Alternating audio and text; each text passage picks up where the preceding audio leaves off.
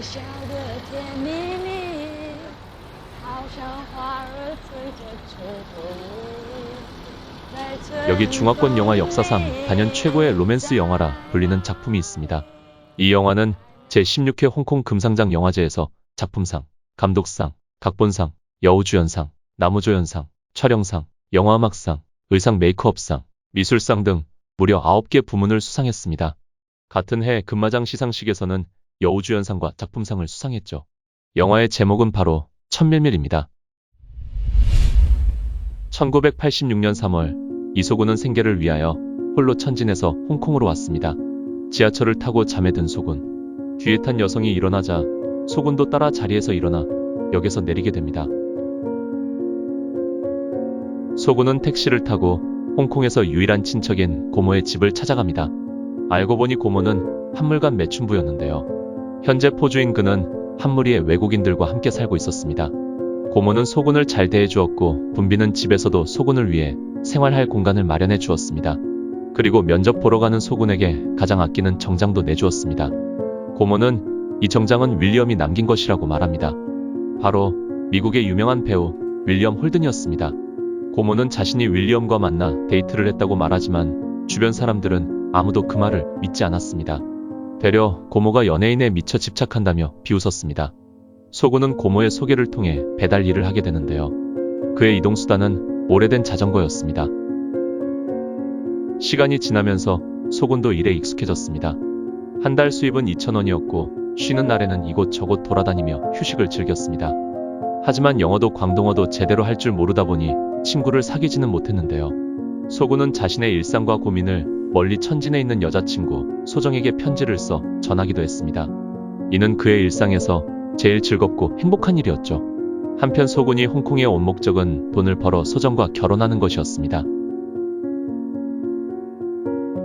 하지만 홍콩에서의 첫 친구 이호를 만난 뒤 모든 것은 바뀌었습니다.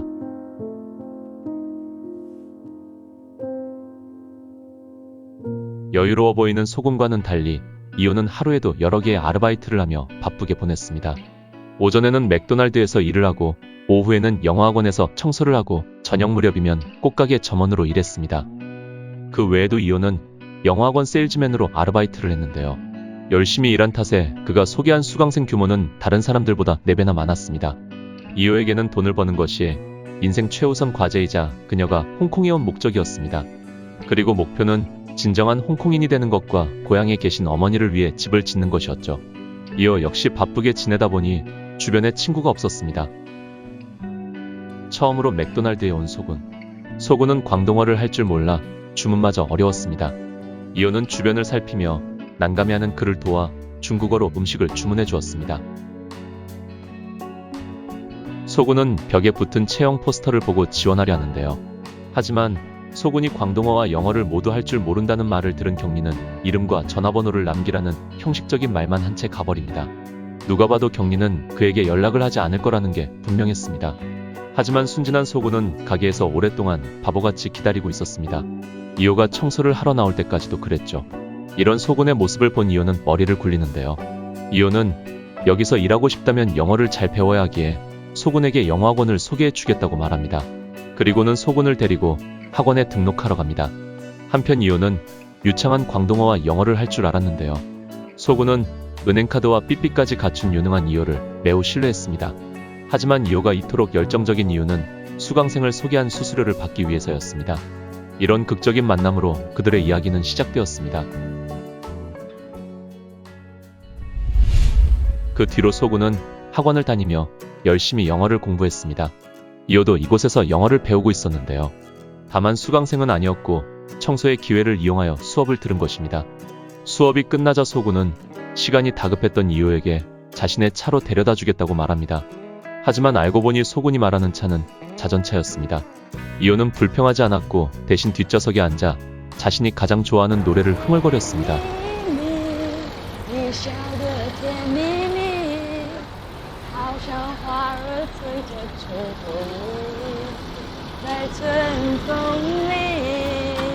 어느새 소군도 합류해 이호와 함께 노래를 불렀습니다. 낯선 타향에서 늘 외롭던 두 사람은 그렇게 친구가 되었습니다. 꽃가게에서 일하는 이호는 소군에게 배달을 도와달라고 하는데요. 소군은 힘들다고 말하면서도 선뜻 이호를 도왔습니다. 어느 하루 이호는 잔액을 확인하기 위해 현금 인출기로 향합니다. 이제 돈이 생겼으니 이호는 창업 계획을 세웠습니다. 1987년 새해 전날 이호는 저축한 돈을 모두 꺼내 시장에 매대를 차렸고 등려군의 노래 테이프를 팔기로 합니다. 그의 분석에 따르면 대륙인들은 등려군의 음악을 듣는 것을 좋아하고 또 홍콩에 있는 5분의 1 정도의 사람들은 모두 대륙인이기에 이 사업이 대박날 거란 것이었습니다.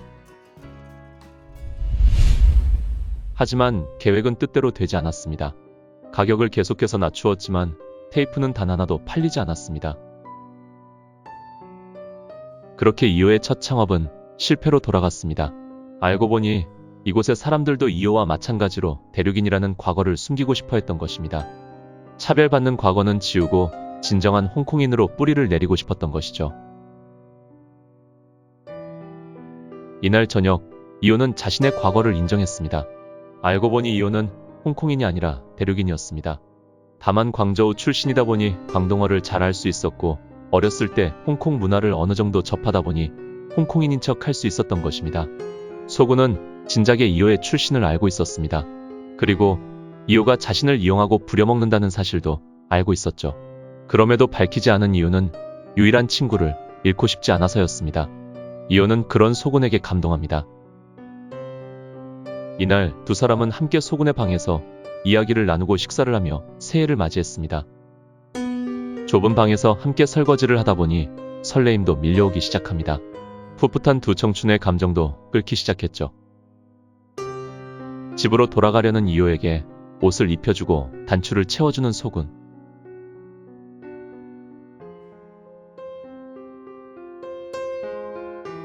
두 사람은 서로를 시험하며 마침내 우정의 선을 넘어서는 행동을 하게 됩니다. 외롭고 쓸쓸한 낯선 타향에서 두 사람은 그렇게 서로에게 기대며 서로의 고독한 영혼을 달랬습니다.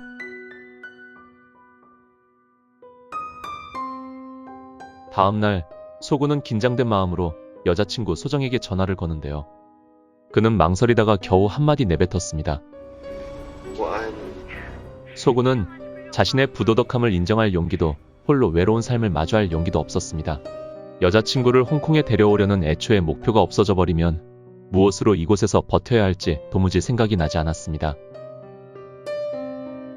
다행스럽게도 이호는 소군에게 두 사람의 관계를 깔끔하게 정의했습니다.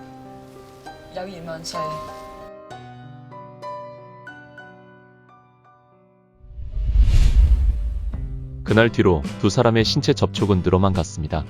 둘은 527호 방에서 자주 만났습니다. 둘만의 공간에서 쉬다가며 외로움을 달랬죠.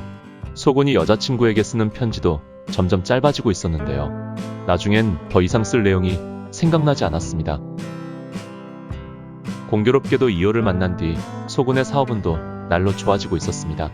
소군의 영어 실력은 날로 늘어갔고 근처 식당에서 마음씨 좋은 요리사도 만나게 됩니다. 요리사는 소군에게 요리를 배워주겠다고 말하는데요. 요리사 직업은 배달원보다 훨씬 더 높은 연봉을 받을 수 있었습니다. 소군의 저축도 날로 증가하고 있었는데요. 하지만 이호의 수익에 비하면 훨씬 적었습니다. 안정적인 돈을 버는 소군과는 달리 이호는 위험성이 큰 수익을 노리고 있었습니다. 이호는 더 높은 수익을 얻기 위해 주식을 할 뿐만 아니라 외환 투기에도 손을 댔습니다. 이호는 홍콩에 와서 아무런 성과도 없이 집으로 돌아가는 다른 사람들처럼 되고 싶지 않다고 말합니다. 이호는 큰 야망을 가지고 있었고 고개를 들어 멀리 하늘을 바라보는 것을 좋아했습니다. 그와 반면 소군은 땅바닥을 내려다보는 걸 좋아했는데요. 하지만 목표는 달라도 두 사람의 감정에는 변함이 없었습니다. 소군은 늘 이호의 주변을 맴돌며 그녀를 도왔고 늘 그녀를 유쾌하게 만들었습니다.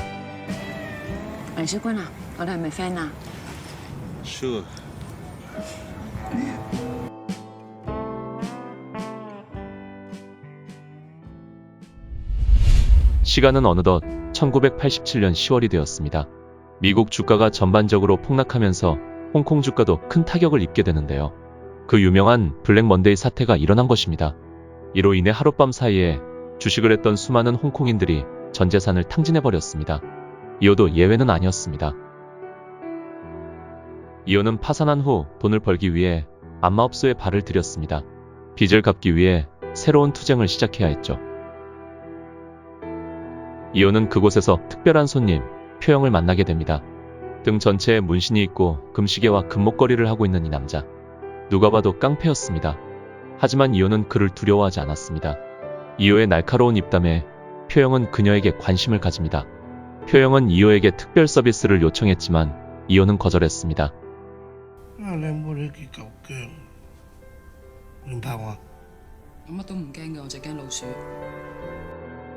표영은 이호의 솔직한 모습에 깊은 매력을 느꼈습니다.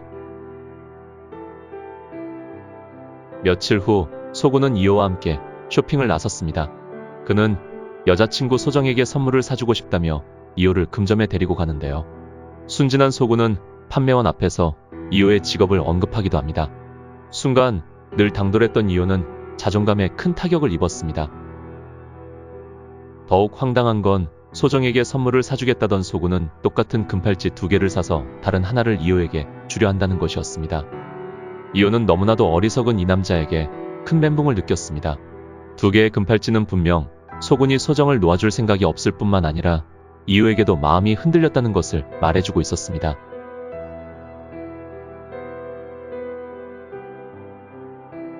늘 자존감이 높았던 이호는 그들의 우정에 사랑도 포함되었다는 사실을 받아들이고 싶지 않았습니다. 그녀가 원하는 사랑은 일시적인 선물과 달램이 아니라 미래와 안정감이 있는 사랑이었던 것입니다. 현재의 이호는 돈이 없고 많은 빚을 지고 있을 뿐만 아니라 도움을 줄 그 어떤 가족이나 친구도 없었습니다. 늘 강했던 이호는 수많은 좌절을 겪은 뒤 마침내 무너지고 말았습니다. 이호는 고개를 푹 숙이고 어찌할 바를 몰라 하는 소군을 뒤로 한 채 홀로 사람들 속으로 사라졌습니다.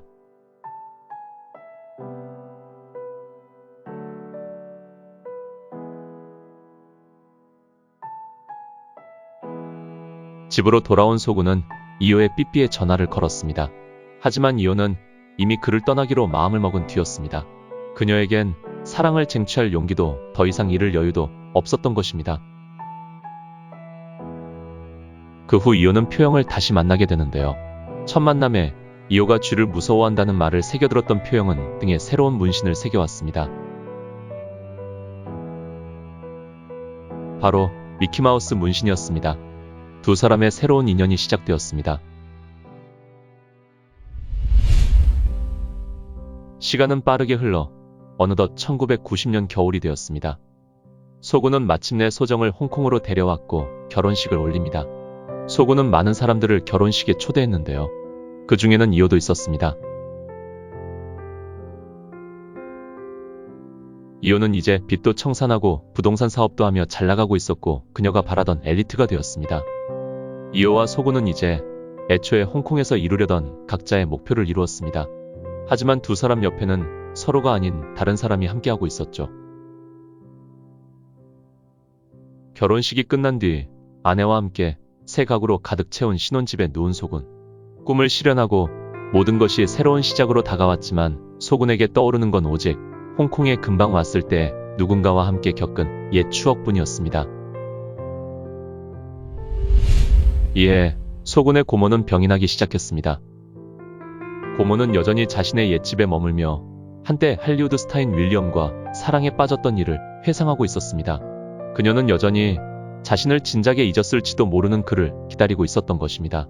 고모는 잠깐의 행복했던 데이트를 한평생 기억하며 간직하고 있었습니다.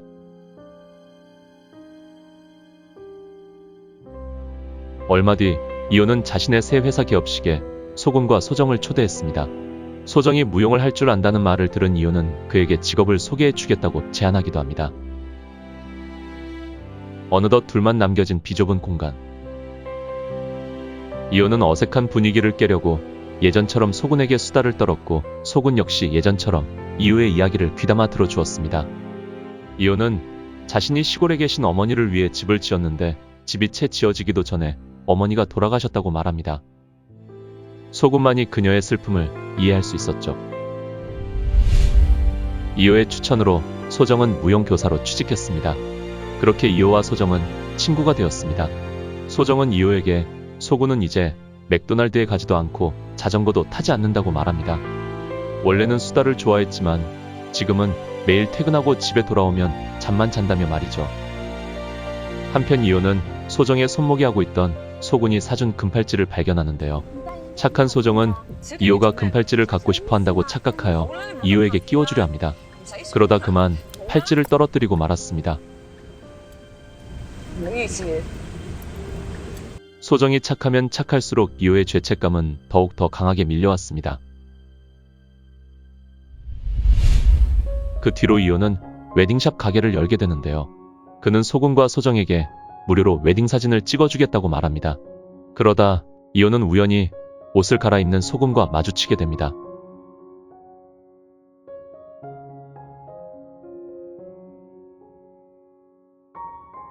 촬영이 끝난 뒤 이호는 두 사람을 집으로 데려다 주는데요. 가던 도중 소정은 춤 연습을 해야 된다며 차에서 내렸습니다. 그렇게 또 둘만 남겨졌습니다. 차 라디오에서는 갑자기 등려군의 노래가 재생되었습니다. 운명은 이토록 기묘했죠. 뜻밖에도 실제로 등려군이 길거리에 나타났고 소군은 사인을 받기 위해 신나게 달려갔습니다. 두 사람이 함께 좋아했던 등려군의 노래를 들으며 또 다시 설레었던 이호. 이호는 북받치는 감정을 참으며 소군에게 혼자 집에 가라고 말합니다. 소군은 아쉬운 마음으로 돌아서 떠나는데요.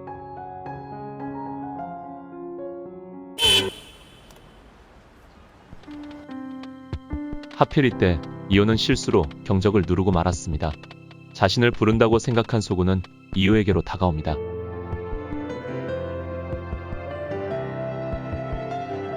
그렇게 두 사람은 길거리에서 오랫동안 마음속에 품고 있던 감정을 되찾았습니다. 여전히 527호 방으로 찾아온 두 사람은 서로에게 기대며 마침내 사랑에 솔직해지기로 합니다. 둘은 서로의 애인에게 솔직한 마음을 고백하기로 결심했습니다.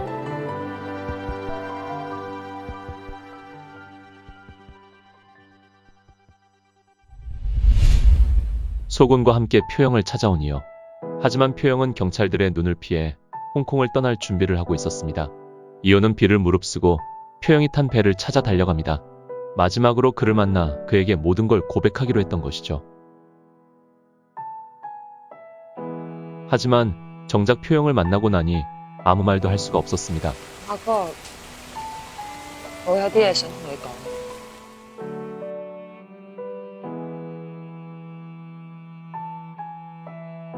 한편 수많은 산전수전을 겪어왔던 표영은 진작에 이호의 마음을 알아차렸는데요. 聽我講，拉住架的士，翻屋企沖碗熱水涼，聽朝起身落街，通街都男人，個個攞個炮菇嘅。 그렇게 이호는 표영에게 감동을 받았습니다. 살아 평생 이런 총애를 받아보기는 처음이었죠. 그는 자신에게 수많은 도움을 주었던 표영을 배신하고 싶지 않았습니다.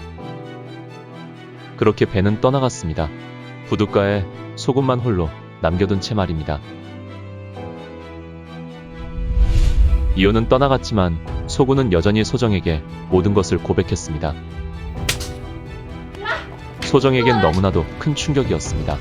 소정은 소군과 함께 천진으로 돌아가 다시 시작하고 싶었습니다.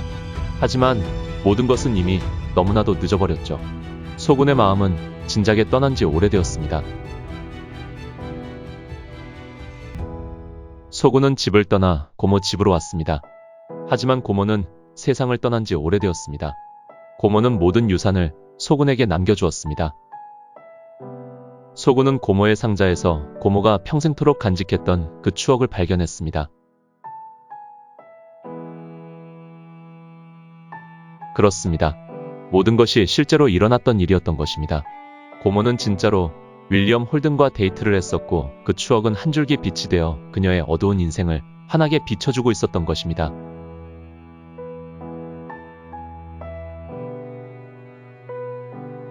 어느덧 홍콩에는 이별 시즌이 다가왔고 많은 사람들이 홍콩을 떠났습니다. 소군도 이제 떠나기로 결심합니다.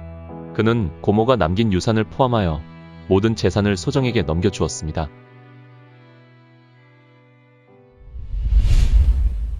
홀로 미국에 온 소군은 자신을 요식업계로 이끈 선배를 만나 요리사로 취직했습니다. 그렇게 시간은 또 3년이 흘렀습니다.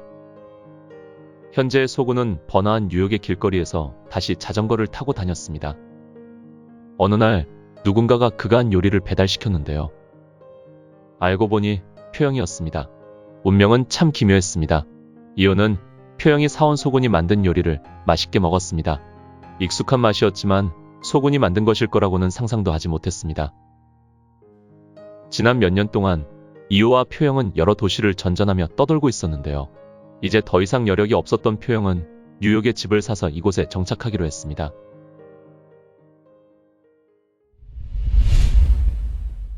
다음날 미래의 생활을 이야기하며 거리를 걷는 두 사람. 하지만 이호가 빨래방에 들르던 사이 표영에겐 큰일이 일어났습니다.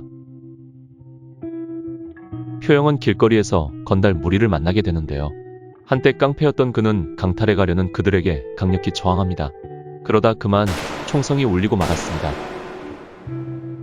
표영도 다시는 일어나지 못했죠.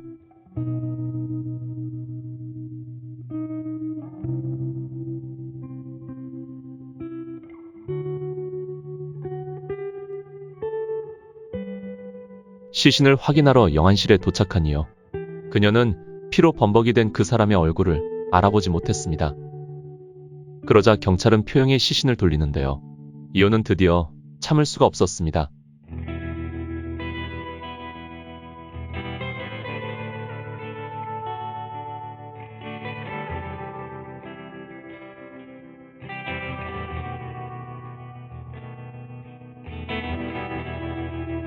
등에 새겨진 그들만의 이야기가 담겨있는 이 미키마우스는 눈앞에 이 사람이 바로 표영이라는 걸 분명하게 말해주고 있었습니다.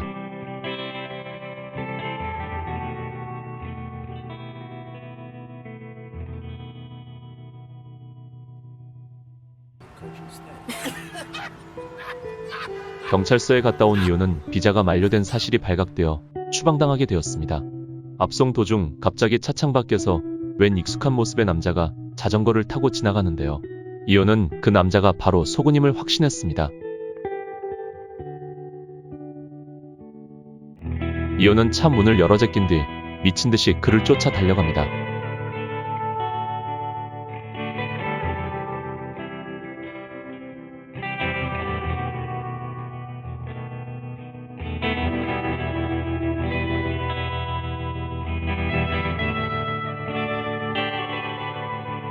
이호는 결국 소군을 잡지 못했고 경찰들도 이호를 잡지 못했습니다. 그렇게 이호는 홀로 뉴욕에 남겨지게 됩니다.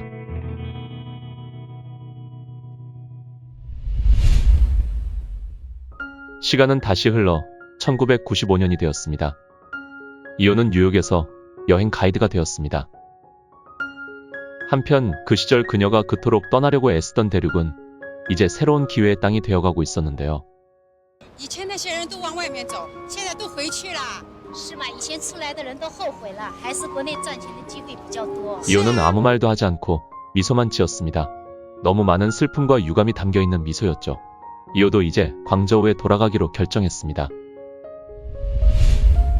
1995년의 5월 8일, 이호는 중국으로 돌아가는 티켓을 받고 출국을 앞두고 있었는데요. 갑자기 라디오에서 등려군의 사망 소식이 전해졌습니다.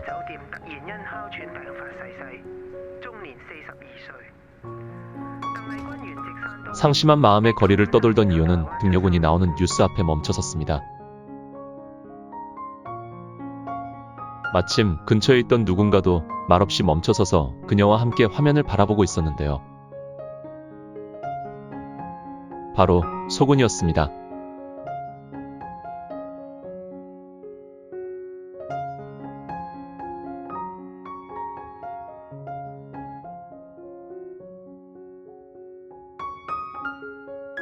시간은 1986년 3월 1일로 거슬러 올라갑니다. 알고 보니 소군이 처음 홍콩에 왔을 때 두 사람은 이미 기차에서 만난 적이 있었습니다. 소군의 뒤에서 일어난 여성이 바로 이호였죠. 수많은 사람들 사이에서 헤어지고 다시 만나기를 반복하며 10년이란 시간을 어긋난 두 사람은 마침내 원점으로 다시 돌아왔습니다.